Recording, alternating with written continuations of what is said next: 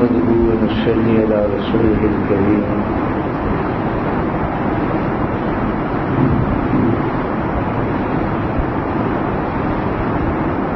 أما بعد فقد قال النبي صلى الله عليه وسلم خير الكلام كلام الله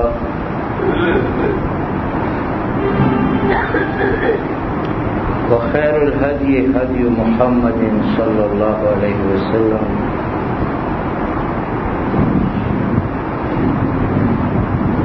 وقال الله تبارك وتعالى أعوذ بالله من الشيطان الرجيم بسم الله الرحمن الرحيم أفمن أسس بنيانه على تقوى من الله ورضوان خير أم أسس بنيانه على شفا جرف هار فانهار به في نار جهنم.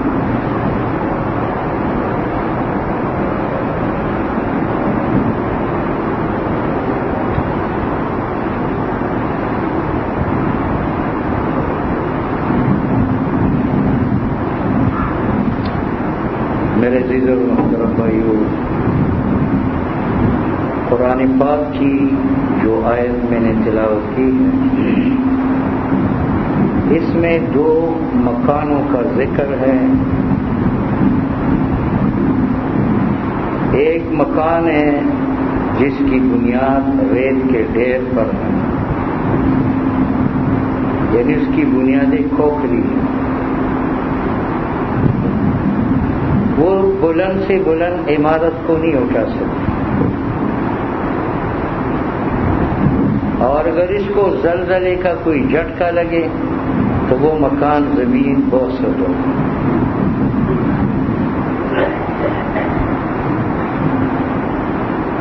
دوسرا مکان ہے جس کی بنیادیں مضبوط ہو، دیواریں چوڑی ہو، چھت مضبوط ڈلی ہو، چونکاری ہو چکی ہو، دروازے مقفل ہو، چابی آدمی کے ہاتھ میں ہو. یہ مکان مضبوط اور حفاظت کا باعث بنتا. قرآن کریم بتلاتا ہے کہ تمہارا اسلام یہ ایک عمارت، اس عمارت کی بنیاد ایمان. جیسی بنیاد مضبوط ہوتی ہے تو عمارت بلند سے بلند تر ہوتا جاتا ہے اور مضبوط سے مضبوط تر مکان بنتا ہے. اسی طریقہ سے جتنا ایمان مضبوط ہوگا اس قدر آپ کی اسلامی عمارت جو ہے وہ بلند ہوگی.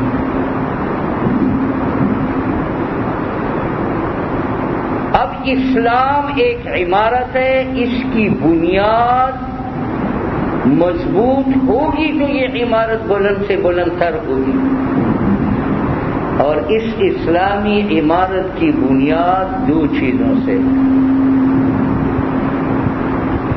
خدا کی معرفت سے اور خدا کی طاعت سے. جس قدر انسان کی معرفت بڑھے گی خدا کے ساتھ، جس قدر انسان خدا کی طاعت کرے گا اس کا ایمان مضبوط ہوگا. اب اس مضبوط بنیادوں پر جو دیواریں اٹھائے گا وہ اعمال کی دیواریں. بنیاد مضبوط ہو تو دیواریں اونچی سی اونچی بھی وہ اٹھا سکتی ہیں. تو ایمان مضبوط ہو، پھر نماز کا عمل، روزے کا عمل، حج کا عمل، جہاد کا عمل، مصائب برداشت کرنے کا عمل، حکومت سے ٹکر لینے کا عمل، یہ انسان خندق پیشانی سے برداشت کرے. تو جیسے مکان میں پہلی چیز بنیاد ہے، اسلام میں پہلی چیز ایمان، اور مکان میں بنیاد کے بعد دیواریں اور چھتیں ہیں. تو ایمانی بنیاد کے بعد جو باری ہے وہ اعمال کی ہے. اعمال کی دیواریں اٹھائیں، اعمال کی چھت ڈالیں. اور اعمال مکان بننے کے بعد پھر آپ لوگ چنکاری رنگسازی کی فکر کرتے ہیں. تو اسلامی عمارت کی بنیاد تو آپ کا ایمان ہے، اسلامی عمارت کی دیواریں اور چھت آپ کے اعمال ہے، اور اس کی چنکاری جو ہے یہ آپ کے اخلاق ہے. صبر ہے، تحمل ہے، عاجزی ہے، چھوٹوں پر شفقت ہے، ماں باپ کے احترام ہے، ہر بڑی کی تعظیم ہے. جس طرح مکان چمک اٹھتا ہے چونا سے، رنگ سے، اسی طرح آپ کی اسلامی عمارت جو ہے یہ چمک اٹھیں گی آپ کے اخلاق. بنیاد آپ نے کیا ڈالی تھی؟ ایمان. دیواریں اور چھتی کیا ڈالی تھی؟ اعمال. لیکن میرے خیال میں آپ دیوار بناتی اکتفا نہیں کرتے، اب رنگساز کو بلاتے ہیں. تو بھائی اب اپنی اسلامی عمارت کو چمکانے کے لیے یہ ہے کہ ہماری بیٹی کے آنکھ میں حیا، ہماری بیٹی کی زبان میں مٹھاس، ہماری بیٹی کے ہاتھ میں تسبیح ہو. دنیاوی کا گھر کے کام کاج سے فارغ ہونے کے بعد مصلی اور قرآن گود میں ہو. اب اس بیٹی نے اپنی اسلامی عمارت کی تعمیر شروع کی. بنیاد مضبوط ایمان، دیوار اور چھتی نیک سنت پر مبنی اعمال، اس کی چمک دمک پاکیزہ اخلاق. اب اگر آپ کو پتا ہے تو آپ نے کمرے بھی بنا دیے، چنکاری بھی کی، لیکن صرف بنیاد چھت اور چنکاری نہیں، آپ چاروں طرف ایک چار دیواری بھی کرتے ہیں کہ آپ ڈاکو سے، چور سے، خطرات سے آپ کی جان مال عزت محفوظ ہو جائے. تو ایمان تو آپ کی اسلامی عمارت کی بنیاد بنا، اعمال آپ کی اسلامی عمارت کی دیوار اور چھتیں بنی، آپ کے اخلاق اس اسلامی عمارت کا چھونا اور چمک دمک بنا. اب اس کے لیے چار دیواری کی ضرورت ہے، شیطان ڈاکو حملہ کرنے کے لیے نہ آئے. اس کی چار دیواری خوف خدا. جس کے دل میں خدا کا خوف ہوگا اس کے دل میں کیا، اس کے گھر میں بھی شیطان ٹی وی اٹھا کر نہیں پہنچائے، وی سی آر نہیں پہنچا سکے گا، ڈش انٹینے جو ہے وہ نہیں پہنچا سکے گا. خوف خدا یہ کلاشن خوف ہے. جہاں کلاشن خوف ہو وہاں چور ڈاکو کو ڈکیتی کی ضرورت نہیں ہوتی. جس آدمی کے دل میں خدا کا خوف ہوگا اس خوف کی وجہ سے اللہ چور ڈکیتی کے دل کو ہلائے گا کہ ادھر آنکھ اٹھا کے لگا. تو اس اسلامی عمارت کی چوکیداری کہ شیطان جیسے ڈاکو سے ہم بچ جائے وہ خوف خدا بنے.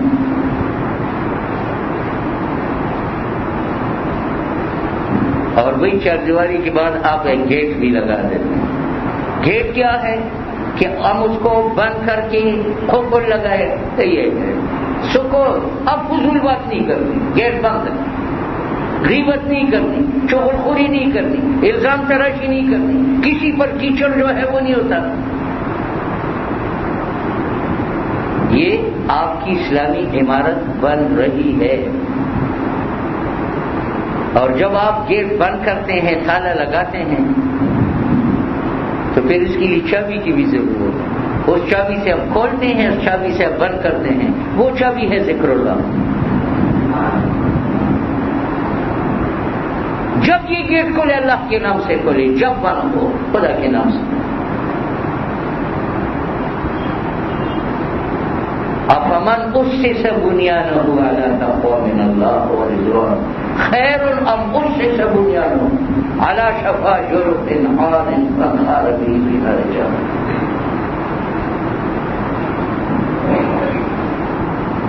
بسا اوقات انسان بنیادی بھی ڈالتا ہے، دیواریں اور چھتی بھی ڈالتا ہے، چنکاری بھی کرتا ہے، پھر چار دیواری کا بھی اہتمام کرتا ہے، گیٹ بھی لگاتا ہے، تالا بھی لگاتا ہے. لیکن ڈاکو کو جب دروازے سے آنے کا راستہ نہیں ملتا تو وہ پیچھے سے نقب بھی کرتا. تو یہ شیطان جو ہمارے دلوں میں گناہ کے وسوسات ڈالتے ہیں یہ نقب زنی ہے.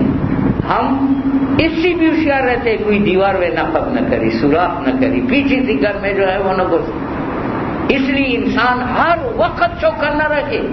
یہ سوراخ ہے شیطان کا، اس میں نامحرموں کی صورت کے ذریعے اندر گھستا. یہ سوراخ ہے شیطان کا، نامحرموں کی گانے کے ذریعے سے یہ ڈاکو یہاں سے گھس جاتا ہے.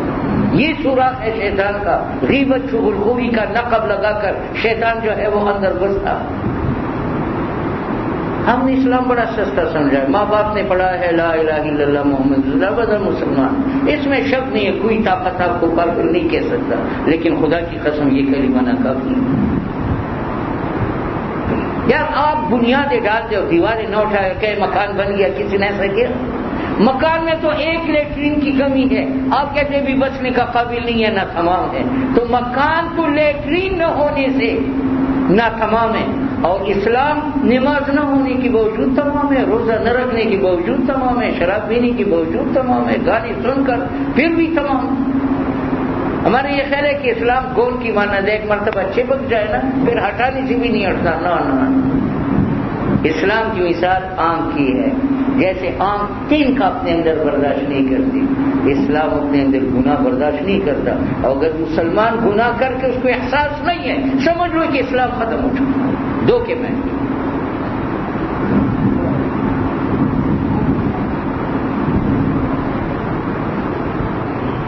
اللہ نے ہم سے ایک ایک بات کا حساب لیا. عمر ابن عبدالعزیز آپ کو معلوم ہے خلافت راشدہ کے طرز و طریقے پر حکومت چلا رہے. بیوی کے گلے سے مروان کے خزانے کے زیورات لے کر خزانے میں داخل کیے کہ مسلمانوں کا مال. خود اپنے ہاتھ سے ٹوپیاں بنا کر بیچتے تھے اور اس سے گزارا کرتے تھے. لیکن وفات کے بعد کسی نے خواب میں دیکھا تو سینہ پوچھ رہا تھا. فرمایا حضرت یہ کیا؟ آپ کی تو وہ فرشتوں والی زندگی. فرمایا بڑا پریشان ہوں. ایک پل میں سوراخ تھا، ایک چرواہے کی بکری کا پاؤں ٹوٹ گیا. اس میں اللہ نے مجھے پکڑا. پل کیوں ٹوٹا ہوا تھا؟ اگر ٹوٹا آپ نے کیوں ٹھیک نہیں کیا؟ مشرف کیا جواب دے گا کہ میں نے لاکھوں مسلمانوں کو ذبح کیا، عراق میں، ایران میں، چیچینیا میں، سارا کشمیر کا سودا کر لیا. یہ ویسی آنکھیں بند کر کے جنت میں جائے. اس لیے قرآن کریم نے فرمایا افمن اسس بنیانہ علی تقوی من اللہ. اپنی اسلامی عمارت کی بنیادی تقوی پر، معرفت پر، خدا و رسول کی طاعت پر استوار. تب یہ عمارت کہلانے کی قابل ہوگی. تب یہ شیطان ڈاکو سے تمہیں بچائے گا. تب یہ جہنم کی شغلوں سے آپ کو جو ہے وہ بچا سکے گا. قبر کے سانپ اور بچھو سے جو ہے وہ تمہیں بچائے.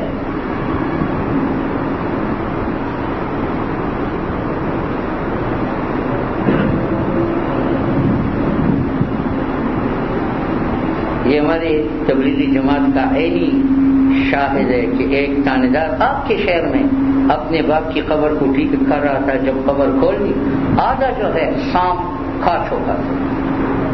تیسرے دن بڑا مشکل مسئلہ.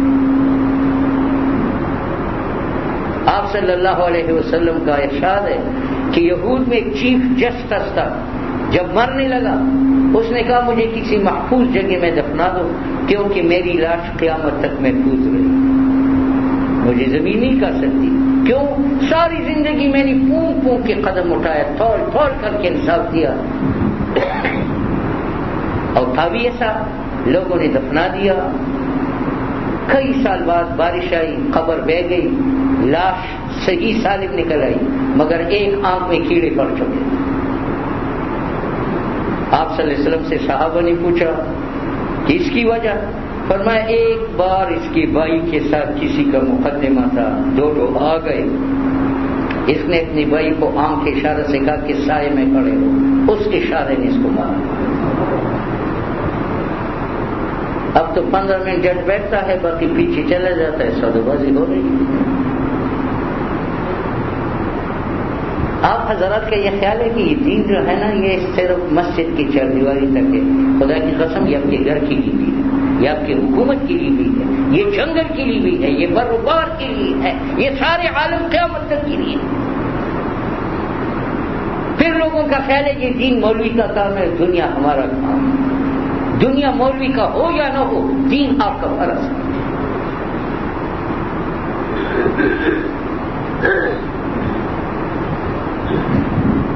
اس لیے قرآن کریم نے ہمیں صحیح راستہ بتایا کہ آپ ایمان کی بنیادوں پر اسلامی عمارت استوار کرو۔ لیکن آج جو دین کی طرف آتا ہے، ان کو کوئی انعام اور خطاب ملتا ہے یا دہشت گرد بتایا جاتا ہے؟ الٹی گنگا چل رہی ہے۔ آپ یقین کریں، آپ کی قوم، آپ کے ملک کی ترقی ڈالر سے نہیں۔ اگر یہ ڈالر والے آپ کے ملک پر خدا نخواستہ مسلط ہو تو یہ تو پورے ملک کو بیچ ڈالیں گے۔ قوم اور ملک کی ترقی اخلاق، کردار میں۔ جتنی ہمارے اخلاق کا عقیدہ، ہمارا کردار، عمل اچھا ہوگا، یہ قوم قیمتی قوم گنی جائے گی، یہ ملک طاقتور ملک گنا جائے گا۔ قوم اور ملک کی ترقی جو ہے اخلاق اور کردار سے۔ جب قوم کے اخلاق، مرد اور عورتوں کے اخلاق آپ صلی اللہ علیہ وسلم کی سنت کے مطابق ہو، سیرت کے مطابق ہو، ڈالر میں بھی ہو، آپ کے گھر میں سکون ہو، آپ کے جسم میں صحت ہوگی، آپ کے قلب میں اطمینان ہوگا، اور دنیا کا رس ہونا چھوڑ گیا اطمینان قلب۔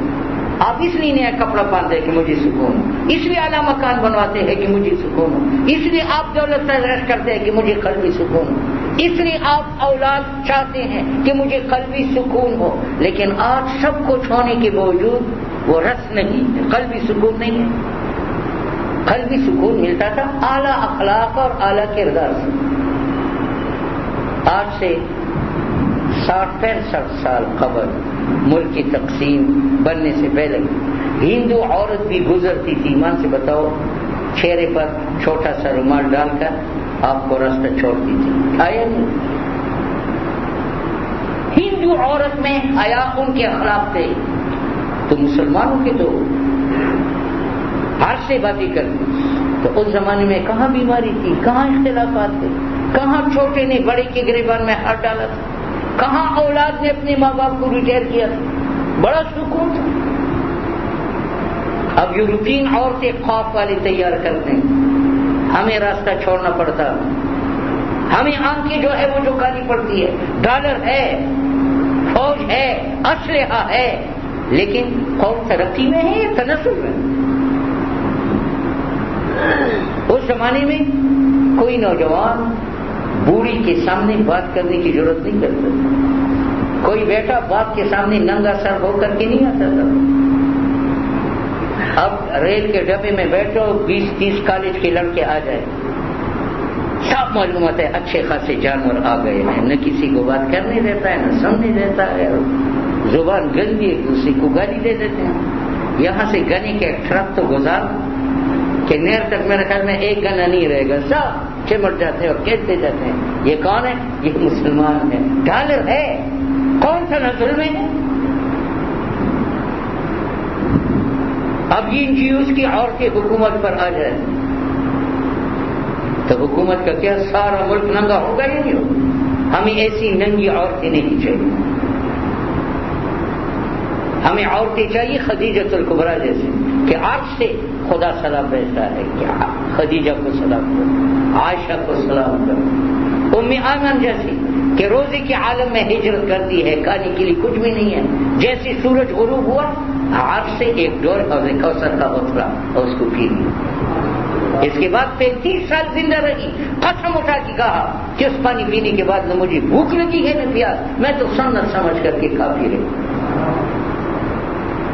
ہمیں ایسی عورتوں کی ضرورت ہے، ایسی ہماری مائیں ہیں، بہنیں ہیں، بیٹیاں ہیں، یہ ہم پر انجیاز مسلط کرنا چاہتے ہیں۔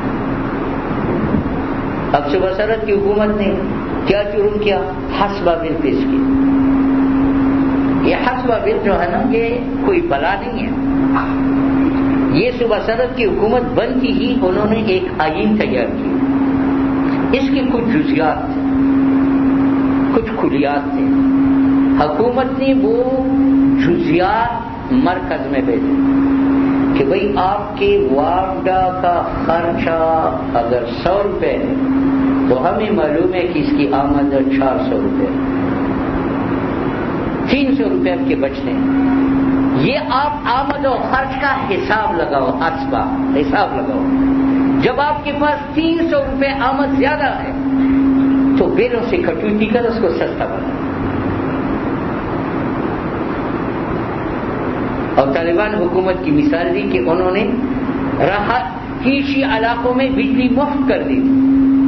کاروباری اداروں میں جو قالین کے کارخانے تھے 6 یونٹ وصول کر، اور وہ کہتے ہیں ہمارا خرچہ اتنا ہے، ہم اپنا خرچہ وصول کرتے ہیں، ہمارا کام کمائی نہیں ہے، قوم کی خدمت میں یہ ہمارے بچے ہیں، مفت میں دے دیتے. یہ بل غلط تھا. دوسروں نے کہا آپ کی سوئی گیس کا محکمہ قدرتی وسائل ہے، آپ کا اگر 100 روپے خرچ ہے اس پر آتا ہے پیپ پر، عملے پر، تو آپ 500 روپے اس کی عمل ہے، 400 روپے آپ کے پاس بچ رہا. خدا را یہ 500 روپے جو بچتے ہیں اس کو شراب کباب میں استعمال کرو، یہ بلوں میں ڈال دو، بلوں میں کٹوتی کرو. جہاں 100 روپے تھے 10 روپے بل لیں. یہ قوم کی بلائی کی بات نہیں. اور ساتھ کہا کہ ہمیں حکام کی عادت معلوم ہے کہ پیسہ آنے کے بعد وہ قوم کو واپس نہیں کرتے. ہم لوگ حج کے لیے پیسے واپس کرتے ہیں، جب منظوری نہیں ہوتی پھر وہ پیسے نہیں دیتے، ہمارے پیسے نہیں دیتے. تو انہوں نے کہا کہ اگر آپ یہ بجلی اور سوئی گیس کی جو زائد آمد ہے آپ قوم کو واپس نہیں کرتے تو چلو اس کے بدلے میں ان کی پراپرٹی ٹیکس اور انکم ٹیکس معاف کرو. وہ مت لو، بری بات. اور اس کے بعد انہوں نے کہا کہ آپ پہلے ڈویژن کی سطح پر، پھر ضلع کی سطح پر، اور اس کے بعد تحصیل کی سطح پر، اس کے بعد ہر تھانے میں ایک شرعی عدالت قائم کریں جس میں قرآن سنت کے مطابق فیصلے ہو رہے ہیں، اور اس میں ایک وکیل ہو، بے شک ایک گورنر کا آدمی بھی اس میں بیٹھا ہو، لیکن ان کا ہیڈ جو ہے وہ قرآن سنت کا ماہر عالم ہو، اور اس کا فیصلہ اتنا ٹھوس ہو کہ سپریم کورٹ میں بھی اس کے خلاف چیلنج نہ ہو سکے. یہ ان بیچاروں نے حسبہ بل پیش کیا، پھر منظور کیا، پھر انہوں نے شور مچایا مرکز میں کہ یہ طالبان حکومت آ گئی، اور مشرف اس کے خلاف کیا سپریم کورٹ میں. سپریم کورٹ کو تو یہ اختیار نہیں کہ حسبہ بل کو جو ہے وہ چیلنج کرے، یا اس کو جو ہے وزیر اعلیٰ کو بلا لے یا اسمبلی کو بلا لے. صوبائی حکومت کی طاقت سپریم کورٹ سے زیادہ ہے. انہوں نے حسبہ میں خود ایک شک رکھا ہے کہ یہ ایسا بل ہے جس کو سپریم کورٹ میں چیلنج نہیں ہو سکے. میرے عزیز، یہی بات ہے کہ دو قسم کے لوگ ہیں. بعض کی اسلامی عمارت کی بنیاد خاص ایمان پر، ان کی دیواری سنت پر مبنی اعمال، ان کی اس اسلامی عمارت کی چناکاری پاکیزہ اخلاق سے کچھ، انہوں نے خوف خدا کی چار دیواری اسلامی عمارت سے بنائی،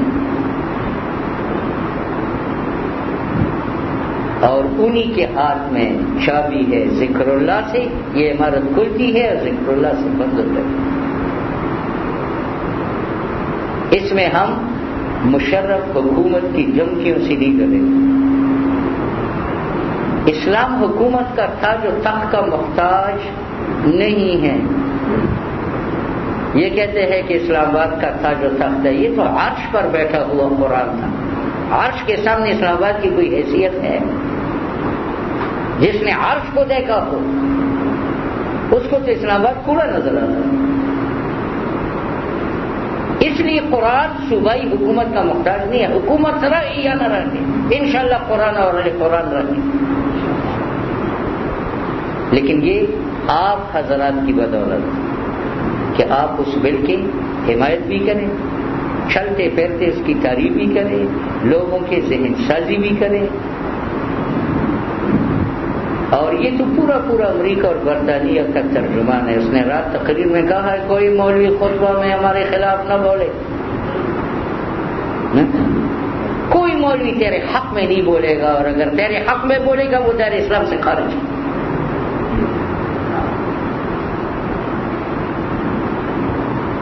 مسلمان کے لیے مال سے زیادہ عزیز اس کی جان، اور جان سے زیادہ عزیز اس کی عزت ہے، اور عزت سے زیادہ عزیز ایمان ہے. ایمان کے بعد کوئی درجہ نہیں ہے. آپ کفر پھیلاتے شرم محسوس نہیں کرتے، تو ہم حق کا دفاع کریں اور ہم شرم محسوس کریں.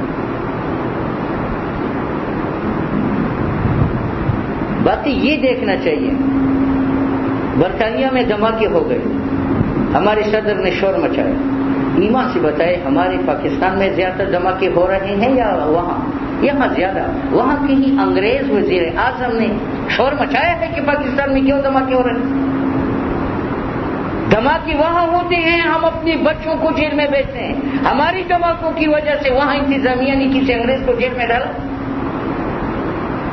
بغیرتی کی انتہا ہے. یہ اپنے ملک اور قوم کو چھوڑ کر کس کی ترجمانی کرتے ہیں؟ انگریزوں کی ترجمانی کرتے ہیں. اور ہم نے کل سے ہی بخاری میں حدیث پڑھی ہے، یہ مسلمان قوم مٹنے کے لیے نہیں آئی، یہ مٹھا کے چھوڑے گی. آپ صلی اللہ علیہ وسلم کا ارشاد مبارک ہے کہ اہل کتاب کا ظلم و ستم مسلمانوں کو ایک مٹ کرے. اور دنیا سے جاتے حضور صلی اللہ علیہ وسلم نے صحابہ کو فرمایا جب خراسان سے کالے جھنڈے اٹھیں گے تو وہ مسلمانوں کی بہترین فوج ہوگی، اور ان کی شہیدوں کا درجہ وہ ہوگا جو شہدائے بدر کا، اور وہ قسطنطنیہ تک عیسائیوں کو دھکیل دیں گے. مسلمان ختم ہو تو پھر نہ آسمان رہ سکتا ہے نہ زمین رہ سکتی. اس لیے یہ امت مٹنے کے لیے نہیں ہے. جب یہ مٹے گی پھر یہ ساری دنیا مٹ جائے گی.